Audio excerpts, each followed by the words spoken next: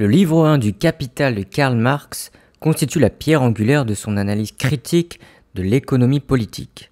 Il ne se présente pas simplement comme un traité économique au sens classique, mais comme une véritable dissection des rapports sociaux qui structurent la société capitaliste.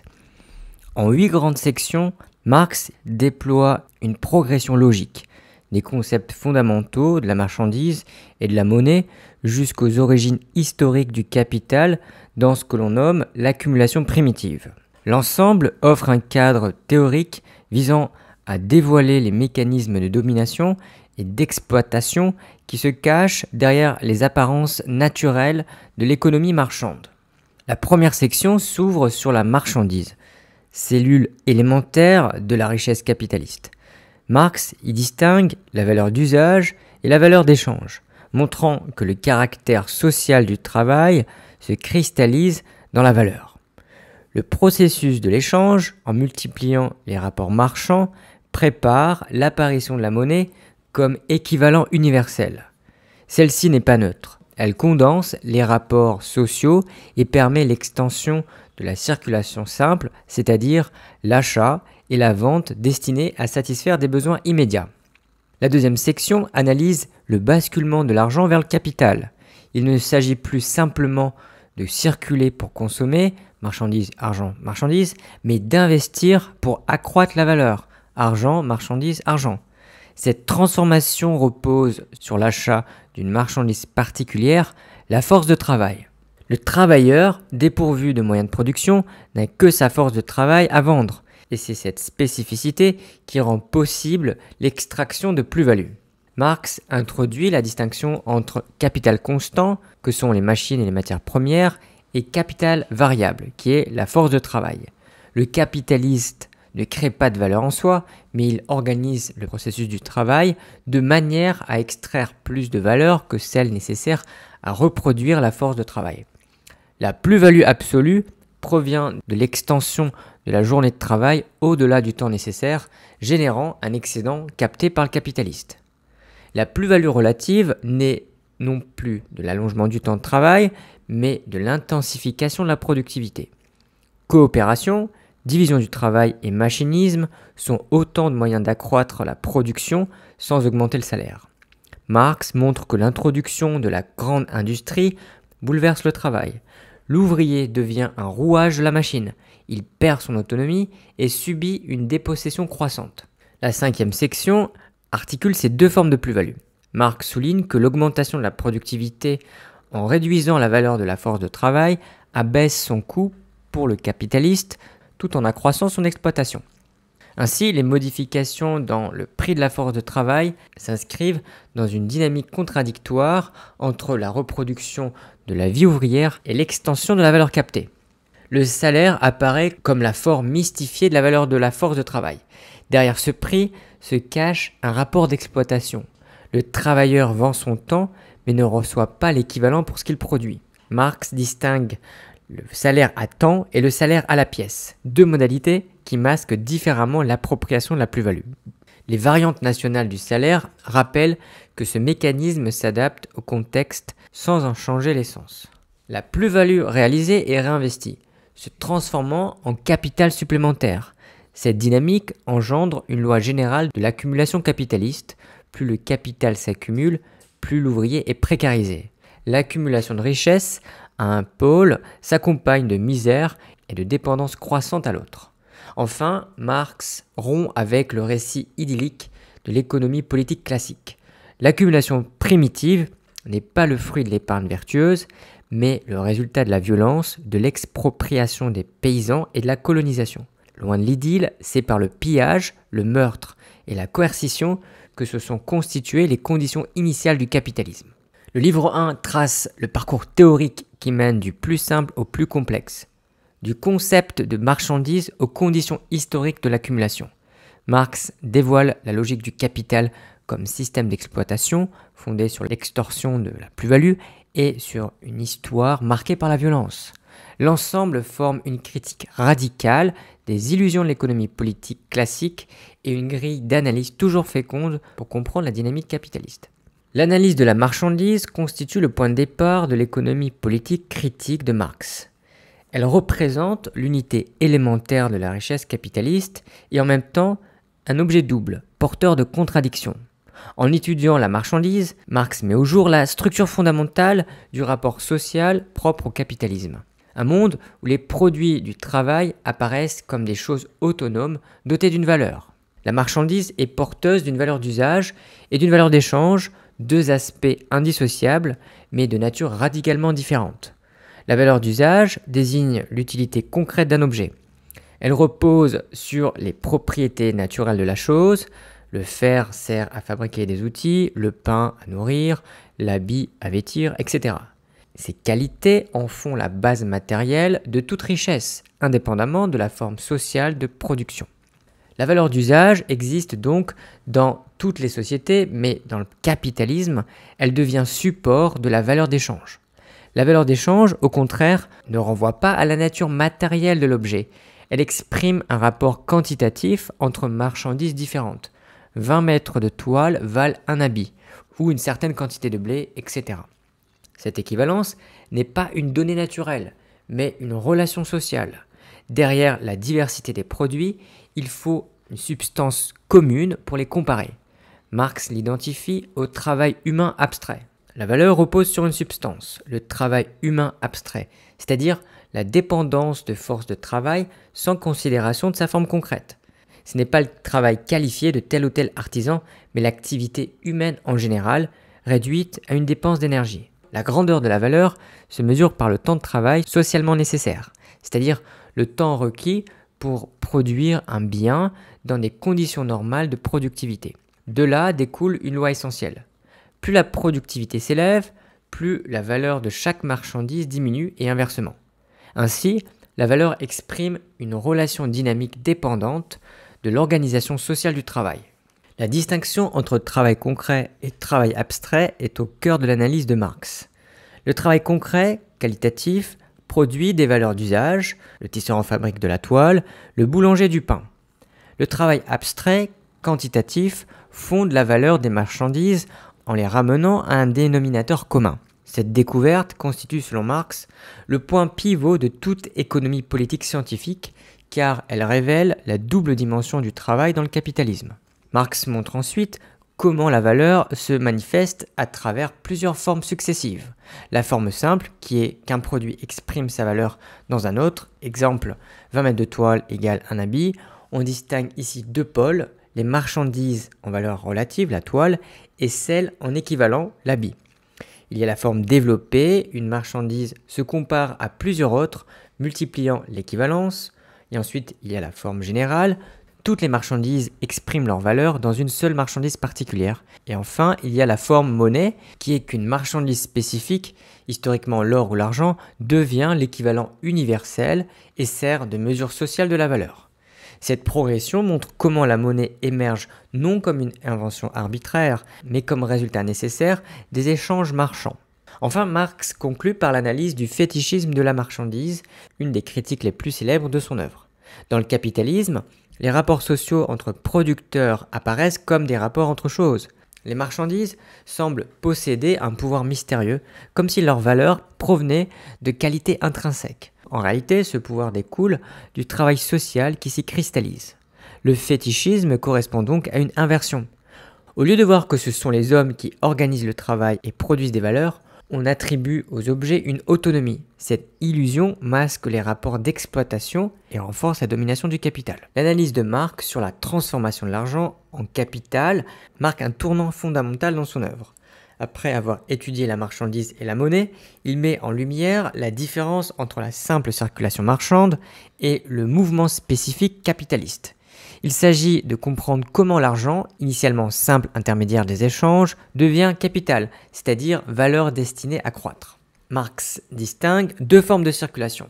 La circulation M-A-M qui est marchandise, argent-marchandise. Il caractérise la simple circulation des marchandises. Le producteur vend un objet M contre de l'argent A afin d'acheter ensuite une autre marchandise M. L'objectif est la consommation, c'est-à-dire obtenir un bien utile qui satisfait un besoin. Dans ce cas, l'argent n'est qu'un moyen transitoire, une médiation destinée à faciliter l'échange. Ensuite, il y a le circuit AMA, argent, marchandise, argent. Il constitue la forme spécifique du capital. L'argent est avancé pour acheter une marchandise qui sera ensuite revendue afin de récupérer une somme d'argent. Mais à la différence du premier circuit, le but n'est pas d'obtenir une autre marchandise, mais bien de réaliser un surplus monétaire. Le résultat attendu est A', à savoir A plus delta A, c'est-à-dire l'argent initial augmenté d'un excédent. Cette distinction est essentielle. Dans le premier cas, la marchandise est le but et l'argent un simple moyen. Dans le second, l'argent devient le but, tandis que la marchandise n'est qu'un instrument de valorisation. Avec le passage au circuit AMA', l'argent se transforme en capital. Ce mouvement n'a pas de limite naturelle. Il ne s'agit pas de satisfaire un besoin déterminé, mais d'accroître indéfiniment la valeur.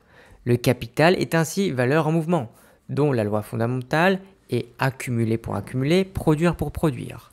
Contrairement à la circulation marchande qui tend à un équilibre, la logique capitaliste repose sur une dynamique perpétuelle et expansive.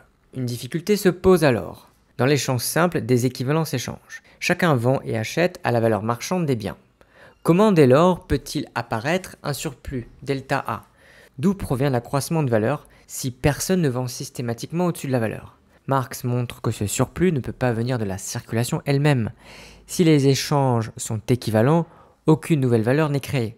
Si un marchand vend au-dessus de la valeur, il ne fait que dépouiller son client. Mais à l'échelle globale, cela ne produit pas d'enrichissement net. Le secret de la valorisation doit être recherché ailleurs, dans une marchandise très particulière. Cette marchandise singulière, c'est la force de travail. Sa spécificité tient au fait que sa consommation engendre de la valeur.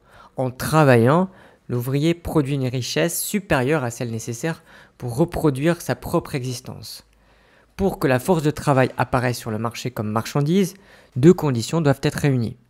Premièrement, l'ouvrier doit être juridiquement libre, donc en mesure de vendre sa force de travail. Il n'est pas esclave, il vend temporairement sa capacité de travail. Deuxièmement, l'ouvrier doit être dépossédé de tout moyen de production. Sans terre, sans outils, il n'a d'autre choix que de vendre sa force de travail pour vivre. Cette situation découle historiquement d'un processus d'expropriation préalable. Ainsi, la force de travail est la clé de voûte de l'exploitation capitaliste. Son usage crée plus de valeur que ce qu'elle coûte aux capitalistes sous forme de salaire. La production de la plus-value absolue constitue une étape essentielle dans l'analyse de Marx du capitalisme. Elle révèle comment le capitaliste tire profit de la force de travail en allongeant la durée de la journée de travail au-delà du temps nécessaire à la reproduction de la valeur salariale. Marx explique successivement le processus de travail et de valorisation, la distinction entre capital constant et capital variable, la mesure du taux de plus-value et enfin le rôle central de la durée de la journée de travail. Le processus de travail est universel et transhistorique. Il existe dans toutes les sociétés car il constitue la condition d'existence de l'humanité. Il repose sur trois éléments fondamentaux. Le premier est l'activité humaine, c'est-à-dire le travail lui-même. Le deuxième, l'objet du travail, qu'il s'agisse de matières premières ou de la nature brute. Le troisième, ce sont les moyens de travail comme les outils ou les machines qui permettent à l'homme d'agir sur la nature.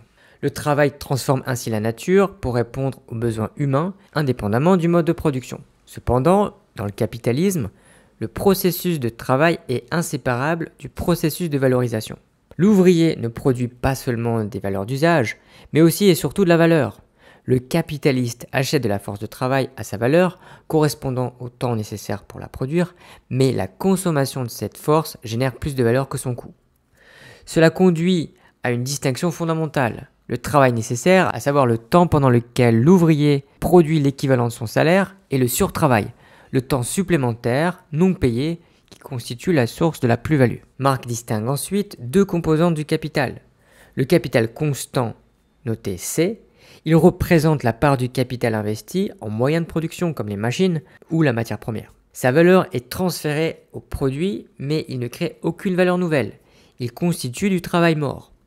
Le capital variable, noté petit v, il désigne la part du capital consacrée à l'achat de la force de travail. Contrairement au capital constant, il est créateur de valeur car la force de travail engendre plus de richesse que son coût.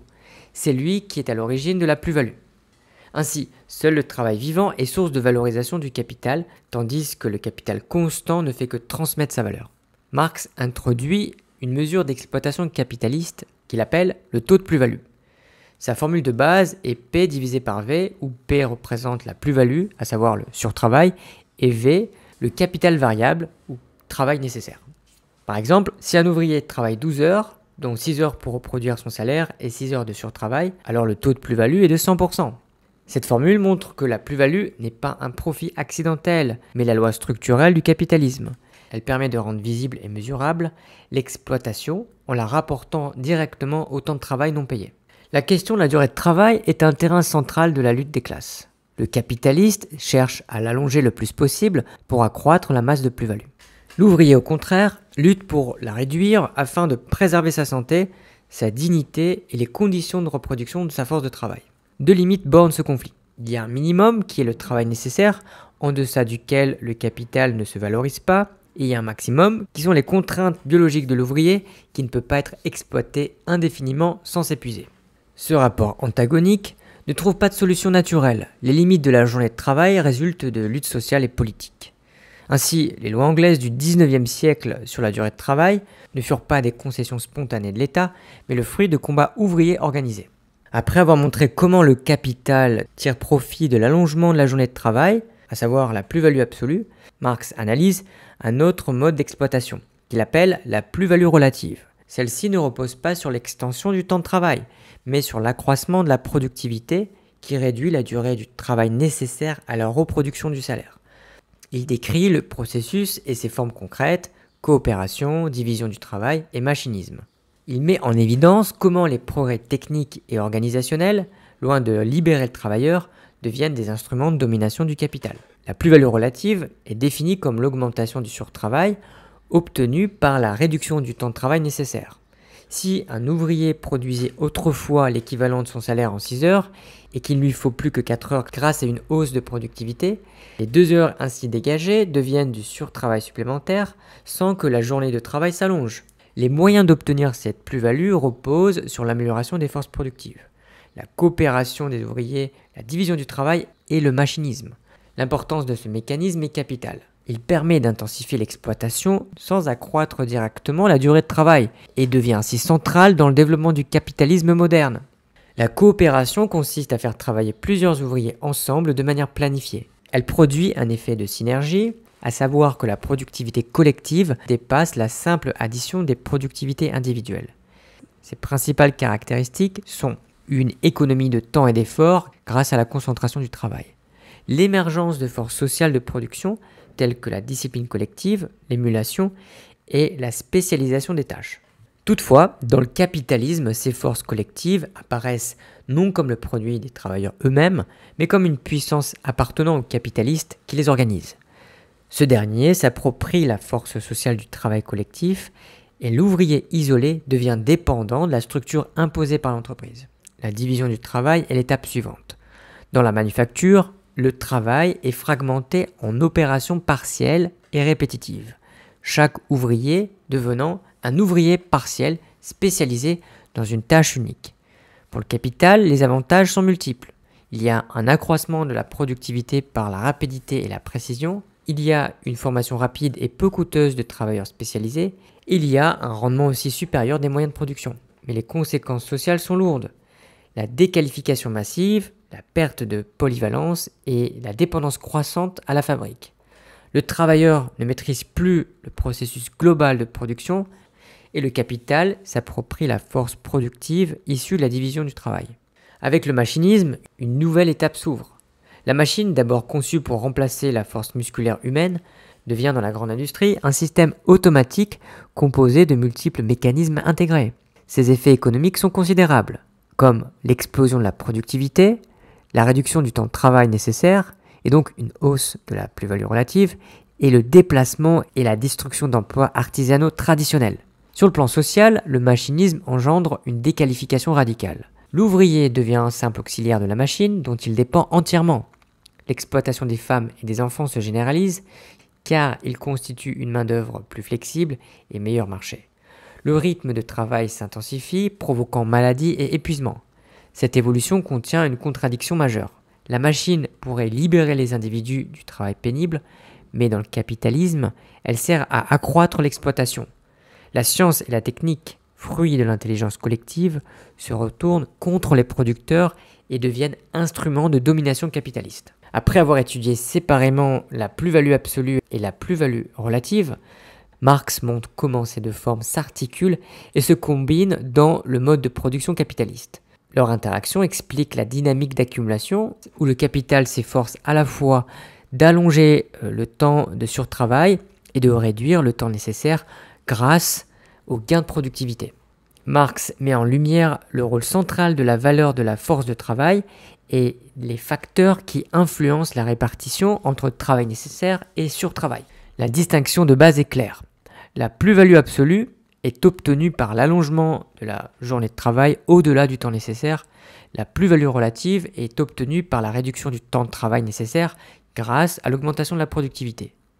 Mais dans la pratique, ces deux formes ne s'excluent pas, elles se combinent. Par exemple, si le travail nécessaire diminue de 6 heures à 4 heures, la part de surtravail augmente automatiquement. Si parallèlement le capitaliste parvient à prolonger la journée de 10 à 14 heures, le surtravail croît doublement par réduction du temps nécessaire et par extension du temps total de travail. Historiquement, Marx note que la plus-value absolue domine au premier temps du capitalisme lorsque les techniques de production sont encore limitées et que l'allongement brutal de la journée de travail est le moyen principal d'exploitation. Avec le développement de la grande industrie et du machinisme, la plus-value relative devient la force centrale car elle permet de dégager du surtravail sans heurts immédiats en jouant sur la productivité. Ensemble, elles définissent la logique globale de l'accumulation capitaliste. La force nécessaire de travail est déterminée par le temps de travail socialement nécessaire à sa reproduction. Cela inclut les biens et services indispensables à la survie et à la formation de l'ouvrier comme la nourriture, le logement, les vêtements et parfois l'éducation ou la culture. Cette valeur n'est pas fixe, elle varie selon deux facteurs principaux. Le premier est le niveau de productivité dans les secteurs produisant les biens de subsistance. Plus la productivité augmente, plus ces biens deviennent accessibles et plus la valeur de la force de travail tend à baisser.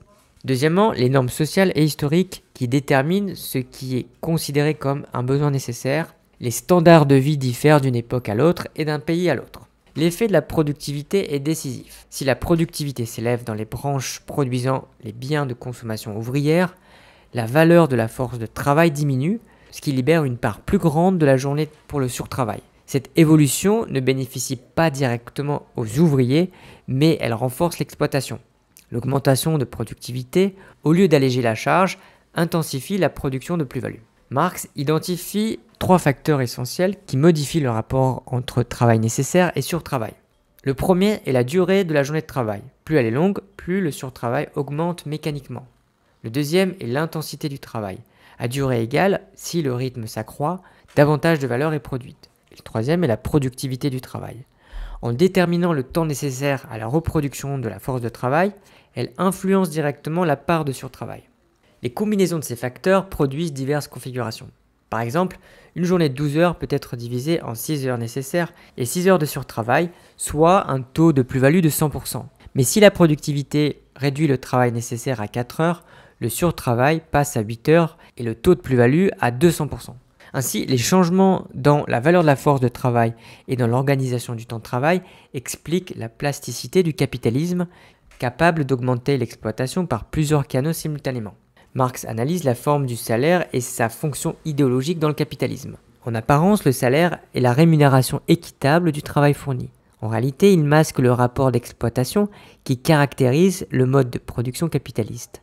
Le travailleur n'est pas payé pour l'ensemble de son travail, mais seulement pour le temps nécessaire à reproduire sa force de travail. Les différentes modalités de salaire, à temps, à la pièce, ainsi que les variations nationales ne font que renforcer cette illusion tout en disciplinant et en intensifiant l'exploitation. Le point de départ est clair, l'ouvrier ne vend pas son travail, mais sa force de travail. Celle-ci a une valeur déterminée par le coût des moyens de subsistance nécessaires à sa reproduction, comme la nourriture, le logement, l'habillement et l'éducation des enfants. Mais dans la pratique, le salaire apparaît comme la rémunération du travail effectué. Si un ouvrier travaille 12 heures, il est payé comme s'il était rémunéré pour l'ensemble de ses heures. Pourtant, en réalité, seule une partie de ce temps correspond au travail nécessaire qui permet de reproduire son salaire. Les heures restantes constitue du surtravail gratuit pour le capitaliste. Ainsi, le salaire joue un rôle idéologique majeur. Il masque l'exploitation. Les rapports de production capitaliste apparaissent comme des échanges équitables, du travail contre un salaire, alors qu'ils dissimulent une spoliation systématique. Le salaire à temps correspond au paiement de la force de travail en fonction de sa durée d'utilisation, en heures, en journée ou en semaine. En théorie, le salaire horaire est obtenu en divisant la valeur journalière de la force de travail par le nombre d'heures de travail. Cette forme permet aux capitalistes de manipuler la durée de la journée. Par exemple, si le salaire quotidien est fixe, mais que la journée passe de 10 à 12 heures, le salaire horaire diminue automatiquement. Le travailleur semble toujours payé justement alors même que son exploitation s'accroît. Le salaire à temps donne donc au capitaliste un levier puissant. Il peut allonger la durée de travail sous prétexte d'un tarif horaire, accroissant le surtravail sans rompre l'illusion d'équité. Le salaire à la pièce repose sur la quantité produite. À première vue, il semble la forme la plus juste. Chacun est payé selon ce qu'il produit, mais cette apparence dissimule un mécanisme plus brutal d'intensification du travail. Le travailleur s'auto-exploite pour augmenter son rendement. La comparaison constante entre ouvriers, la concurrence interne et la dépendance à la cadence des machines poussent chacun à produire plus. Le capitaliste n'a presque plus besoin de surveiller directement, le système s'autorégule. Cette forme accroît cependant la précarité. Les revenus varient selon la productivité, souvent déterminés par des conditions hors du contrôle de l'ouvrier. Elle individualise l'exploitation et fragmente la solidarité. Marx souligne enfin que les salaires varient selon les pays en fonction de la productivité nationale, du coût de la vie et des normes sociales de consommation. Les différences de législation ou de tradition influent aussi sur ces variations. Mais un salaire plus élevé dans un pays ne signifie pas une exploitation moindre. Par exemple, un ouvrier anglais peut toucher un salaire supérieur à un ouvrier allemand, mais si la productivité est beaucoup plus grande en Angleterre, le taux de plus-value et donc le degré d'exploitation y est plus élevé. Ainsi, les comparaisons internationales de salaires sont trompeuses. Elles masquent la loi universelle du capitalisme. La force de travail est toujours payée en dessous de la valeur qu'elle produit. Marx approfondit la logique interne du capitalisme en montrant que son moteur fondamental est l'accumulation de capital. La plus-value produite par l'exploitation du travail n'est pas seulement consommée par le capitaliste, elle est réinvestie pour élargir la production et accroître encore l'exploitation. Ainsi, le capitalisme ne se contente pas de reproduire les conditions existantes, il tend à s'auto-élargir constamment. Mais cette dynamique porte en elle des contradictions majeures, la concentration des richesses d'un côté et la paupérisation et l'insécurité de l'autre. Le mécanisme de base repose sur une distinction simple.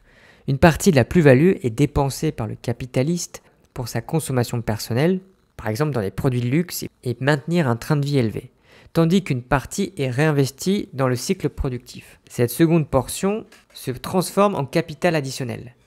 On peut représenter ce processus par le schéma AMA'. L'argent avancé est transformé en marchandises, lesquelles sont revendues pour obtenir une somme accrue, A'. Une fraction de A' est à nouveau réinjectée comme capital, ce qui relance et amplifie le cycle. Deux formes de production en découlent. La reproduction simple, la plus-value est entièrement consommée et le capital reste constant, et la reproduction élargie, une part de la plus-value est réinvestie, augmentant la masse de capital. C'est cette dernière forme qui caractérise le capitalisme, un système dont la dynamique intrinsèque est d'accumuler toujours davantage. Cette logique affecte directement les travailleurs qui doivent sans cesse revendre leur force de travail pour subsister, reproduisant ainsi non seulement le capital, mais aussi leur propre dépendance au capitalisme. Avec l'accumulation, les proportions entre capital constant, machines, matières premières et bâtiments, et capital variable qui est le salaire, évoluent. Le progrès technique entraîne une augmentation rapide du capital constant par rapport au capital variable. C'est ce que Marx nomme la composition organique du capital. Cette évolution accroît la productivité du travail, mais elle a une conséquence paradoxale. Le capital vivant, seul créateur de valeur et de plus-value, occupe une place proportionnellement réduite dans le processus de production. Ainsi, le capital croît en masse, mais la source de sa valorisation, à savoir le travail humain, tend à se rétrécir relativement. Cette contradiction exprime un des nœuds du capitalisme. L'expansion de la richesse repose sur une base qui se fragilise, puisque seule l'exploitation directe du travail vivant génère de la plus-value. La dynamique de l'accumulation entraîne des conséquences sociales profondes. Plus le capital s'accumule, plus la richesse sociale se concentre entre les mains d'une minorité capitaliste et plus les conditions de vie de la classe ouvrière tendent à se dégrader relativement. Un élément central de cette loi est l'existence d'une armée industrielle de réserve. Avec la mécanisation et les crises cycliques, une partie des travailleurs est régulièrement expulsée de la production. Cette population excédentaire constitue une réserve mobilisable selon les besoins du capital. Elle joue une fonction essentielle, maintenir les salaires à un niveau bas et discipliner les ouvriers employés sous la menace constante du chômage. Marx distingue plusieurs formes de cette armée de réserve. Il y a la masse flottante qui désigne les travailleurs mis au chômage lors des cycles de production. Il y a la masse latente qui est la surpopulation rurale prête à immigrer vers les villes industrielles. Il y a la masse stagnante en sous-emploi chronique qui est dans la précarité et qui vit de travail irrégulier. Et il y a le paupérisme, qui est la misère permanente, incluant les mendiants, les invalides et les marginaux. Marx démontre que l'accumulation capitaliste ne produit pas une prospérité généralisée, mais une polarisation croissante. D'un côté, une concentration de richesse, de l'autre, une insécurité et une dépendance accrue pour les travailleurs. Marx critique l'idée d'une accumulation naturelle et vertueuse, selon laquelle certains auraient travaillé et épargné, tandis que d'autres, par paresse ou prodigalité, se seraient appauvris. À cette fable rassurante, il oppose la réalité violente et brutale des débuts du capitalisme, à savoir expropriation, pillage, colonisation et mise en place de mécanismes étatiques au service de l'accumulation. L'accumulation primitive n'est donc pas un épisode idyllique, mais un processus historique marqué par la contrainte et la domination. Pour comprendre le capitalisme, Marx souligne qu'il faut admettre une accumulation préalable de capital et de force de travail. Mais l'économie politique bourgeoise présente cette origine comme une sorte de péché originel économique. Dans ce récit, il y aurait eu d'un côté les individus laborieux, économes, qui auraient accumulé leurs richesses, et de l'autre, les individus paresseux et prodigues, qui auraient dissipé leurs biens. Les premiers seraient devenus capitalistes, les seconds prolétaires. Cette version idyllique, transmise par la pensée libérale, masque la réalité. Pour Marx, l'accumulation primitive n'a rien d'une progression morale fondée sur l'épargne ou le mérite. Elle s'appuie au contraire sur la violence historique. Conquête militaire, asservissement des populations, pillage systématique et appropriation par la force des ressources. C'est par ces moyens coercitifs que les conditions du capitalisme se sont mises en place. Un élément central de cette accumulation primitive réside dans l'expropriation des paysans. Le capitalisme exige la séparation des travailleurs d'avec les moyens de production, les terres et les outils d'un côté et les paysans de l'autre. Les paysans, autrefois relativement autonomes, furent arrachés de leurs terres et transformés en prolétaires libres, c'est-à-dire dépourvus de toute propriété et contraints de vendre leur seule force de travail pour survivre. Les méthodes employées furent multiples, au profit des grands propriétaires fonciers, lois coercitives et politiques d'État qui légalisèrent ces appropriations et punirent sévèrement le vagabondage, afin de contraindre les expropriés à travailler dans les manufactures naissantes. Privatisation des communaux, ce qui retira aux paysans l'accès aux terres partagées et aux ressources naturelles indispensables à leur subsistance. La conséquence de ces mesures fut la création d'une masse d'ouvriers libres au sens double, libres de vendre leur travail mais aussi libres de tout moyen de subsistance. C'est dans cette population déracinée que le capitalisme puisa sa main-d'œuvre. Marx élargit ensuite son analyse à la scène mondiale. La colonisation, le système de la dette publique, le protectionnisme et l'organisation moderne des finances apparaissent comme des instruments méthodiques de l'accumulation primitive.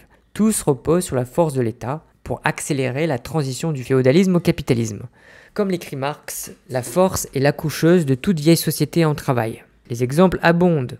La colonisation hollandaise illustre cette violence. Corruption des autorités locales, massacres, dépopulation dramatique des régions entières, notamment à Java.